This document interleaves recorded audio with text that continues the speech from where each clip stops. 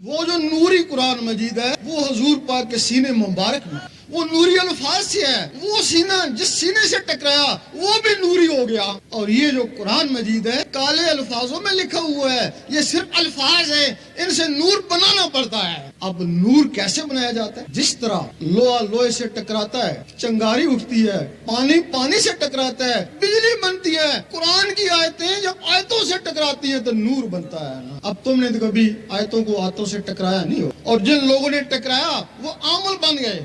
اب کچھ لوگ تسبیح کرتے ہیں، تسبیح کے ساتھ اللہ اللہ کرتے ہیں، بغیر تسبیح کے بھی اللہ اللہ کیا جا سکتا ہے، وہ تسبیح کے ساتھ اللہ اللہ کیوں کرتے ہیں؟ وہ ٹک ٹک کے ساتھ اللہ اللہ ملاتے ہیں۔ 101 دفعہ اللہ اللہ بنتا ہے تو معمولی سی نور کی چنگاری اٹھتی ہے، وہ 10-20 دفعہ اللہ اللہ کرتے ہیں، پھر پوچھتے ہیں بھائی کیا حال ہے؟ وہ تسلسل ٹوٹ گیا ہے نا۔ وہ تو مکمل 101 دفعہ تسبیح چلے پھر نور کی معمولی سی چنگاری اٹھتی ہے۔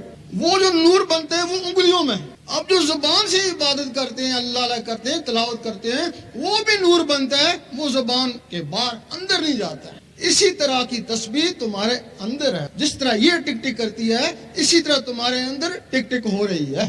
وہ جو ٹک ٹک اندر ہے اس کے ساتھ اللہ اللہ ملاتے ہیں، جب اس کے ساتھ اللہ اللہ ملتا ہے تو پھر وہ جو اللہ اللہ کا رگڑا لگتا ہے پھر وہ نور بنتا ہے۔ وہ نور پھر انگلیوں میں نہیں، باہر نہیں، وہ نور سیدھا خون میں چلا جاتا ہے، خون سے پھر وہ نور نسوں میں چلا جاتا ہے، نسوں سے ہوتا ہوا وہ روحوں تک پہنچ جاتا ہے، پھر وہ روحیں بیدار ہو کے اللہ اللہ کرنا شروع کر دیتی ہیں۔ پھر جب وہ نس میں نور جاتا ہے، وہ جو نفس ہے وہ ناف میں ہے، وہ نور اس کو چاروں طرف سے گھیر لیتا ہے، اس کو بعد سے جو غذا آتی ہے وہ نور کی گرمی سے جل جاتی ہے۔ وہ نفس امارہ تھا، اس کی شکل کتے کی طرح تھی، پھر نور سے اس کی شکل بیل کی طرح ہو جاتی ہے، پھر وہ نور کی زیادتی سے اس کی شکل بکرے کی طرح ہو جاتی ہے، پھر نور سے اس کی شکل اسی انسان کی طرح ہو جاتی ہے۔ پھر وہ انسان نماز پڑھتا ہے، ساتھ وہ بھی نماز پڑھتا ہے، وہ ذکر میں جھومتا ہے، وہ بھی ساتھ ذکر کرتا ہے۔ پھر اس کو پکڑ کر حضور پاک کی محفل میں لے جاتے ہیں،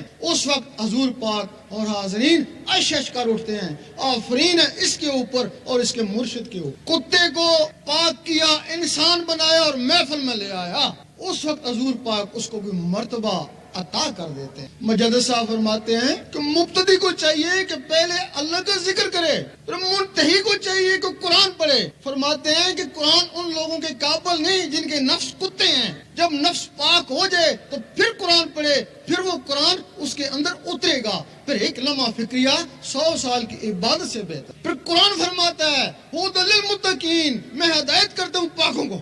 جب وہ پاک ہوا تو قرآن اس کے اندر اترا نا، تو پھر اس کے اندر جو کالے الفاظ درج تھے وہ نور سے چمکنا شروع ہو گئے نا۔ تو پھر علامہ اقبال نے فرمایا قاری نظر آتا ہے لیکن حقیقت میں ہے